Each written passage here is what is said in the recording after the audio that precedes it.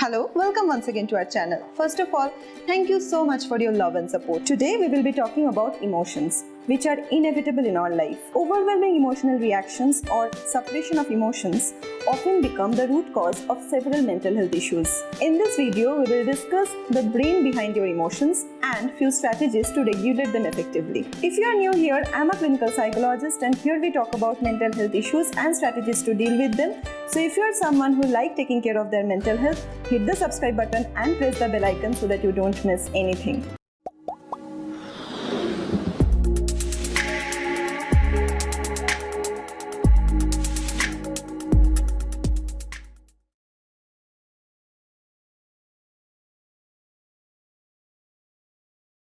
What are emotions? In simple terms, emotions are your body's internal signals which make you prepare for fight or flight responses. They also help you understand when something is pleasurable or good for you. In a way, they are like your instant news services which are constantly updating you about your surroundings. During the 1970s, psychologist Paul Ekman identified 6 basic emotions that he suggested were universally experienced in all human cultures, which were happiness, sadness, disgust, fear, surprise, and anger. These basic emotions are often your primary emotions, which are your initial or first reaction to any event. They are non-regulated, unfiltered, or raw emotions that you experience right after you encounter any situation. They often make you react impulsively, that is, without the foresight of the consequences. On the other hand, the secondary emotions arise from the primary emotions. So, when you encounter a situation, you experience primary or basic emotion. You act impulsively because of it. Now, these emotional reactions give rise to secondary emotions. For instance, you come back home after a tiring day and yell at your child for something he did. Later on, you realize your mistake and start feeling guilty. So, your primary emotion was your anger, which made you react impulsively, that is, shouting at your child. And this impulsive reaction gave rise to guilt, which is the secondary emotion. So it is important to identify your primary emotions and learn to cope with them effectively before it can trigger the chain of distressing secondary emotions. Emotion regulation skills help you to do exactly that. Let's talk about the science behind them.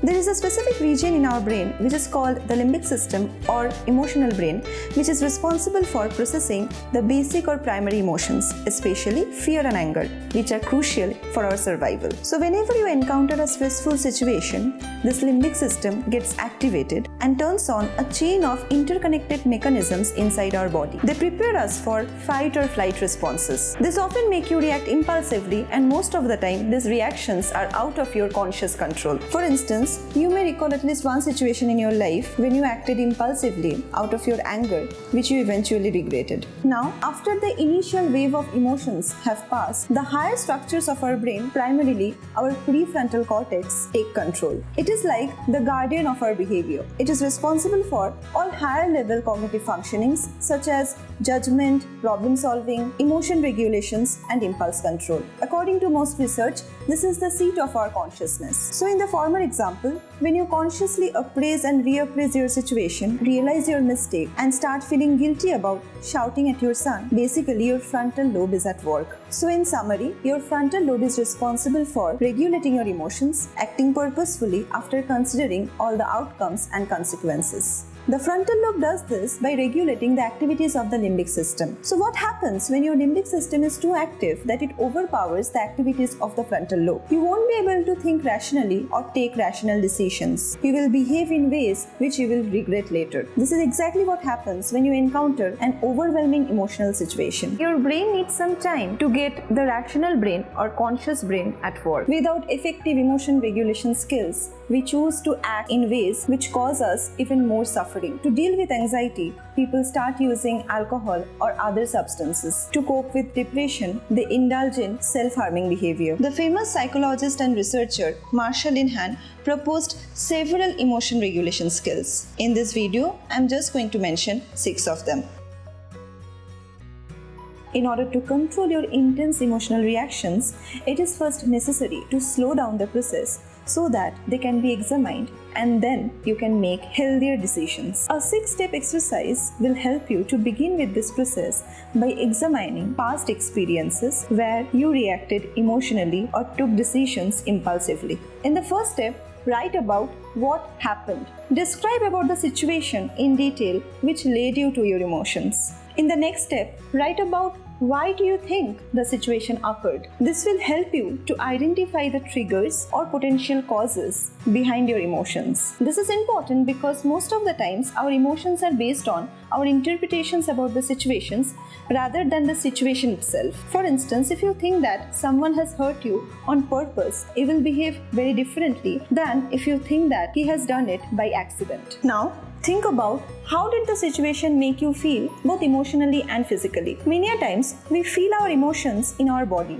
For instance, you must have noticed when you get angry, your hand starts shaking. When you are sad, you feel a choking sensation inside your throat. Write about all these sensations along with the primary and secondary emotions you can identify. Next, write about what did you want to do as a result of what you felt. This will help you to understand your urges or impulses. When you start noticing the difference between what you wanted to do and what you actually did, you will understand that you can actually control your urges. This will help you to motivate yourself to regulate your emotions. Now, remember and write about what did you actually do or say. You may have controlled some of your urges, but you did act on some others. Think about how did you behave or what did you say to the other person. Finally, write about how did you feel afterwards or how your reactions affected you later. This will help you to identify the consequences of your impulsive reactions in your life. As you go through all the steps, remember that it is natural to experience guilt or a little bit of regret for your past emotional reactions. Acknowledge them, but don't get overwhelmed. Remember that we are all humans and it is natural to react impulsively at times. You are working on your intense emotional reactions, and only by acknowledging and examining your past emotional incidents, you will learn to regulate your emotions during the situations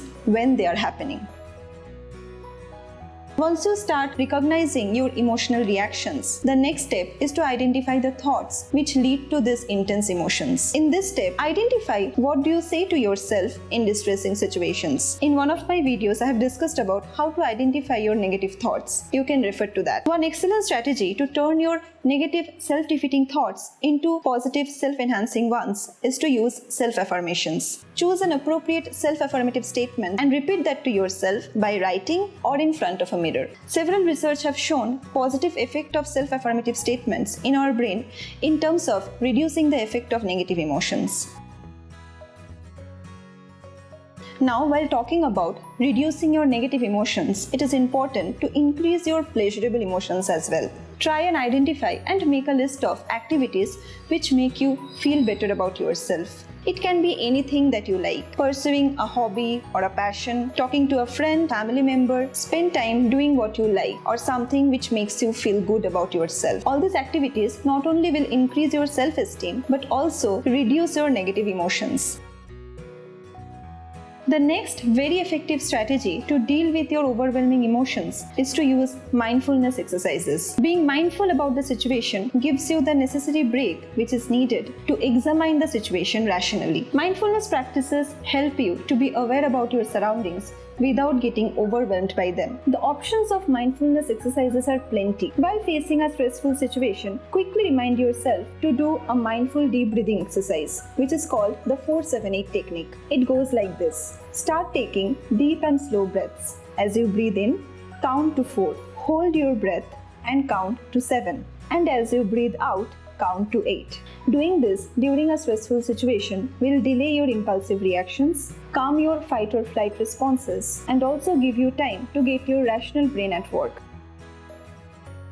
Our impulsive reactions tend to intensify the initial distressing emotion rather than reducing it. For instance, if you shout at someone while angry, you will notice that it only increases your anger rather than reducing it. This is where the next strategy, doing the opposite, comes in. So when you are angry, you will have the impulse to shout or criticize the other person. Instead of doing that, validate the other person, use a soft yet firm voice, or take a break and distract yourself for some time. If you are afraid of something, instead of avoiding it, try approaching. However, always remember not to push yourself too much. Take one step at a time. For example, if you are afraid of social situation or talking to strangers, you can slowly start by talking to one person at a time. Maybe someone you know indirectly, and not a complete stranger to you. When you can successfully do that, move on to talking to a stranger, but only one person at a time. Slowly after that, you can increase the frequency or number of people you are talking to. Soon you will start to realize that your fear has reduced significantly. It is equally important to reduce your physical vulnerabilities to distressing situations. Maintain a healthy routine, a healthy diet, engage in adequate physical activities, and maintain sleep hygiene. Remember, our mind and body are interconnected. If one doesn't get adequate care, the other won't perform well. So take care of your physical as well as your mental health. Thank you for watching this video. If you think it was helpful, don't forget to like and share with your friends and families. I'll be back soon with another video on mental health. Till then, take care. Bye.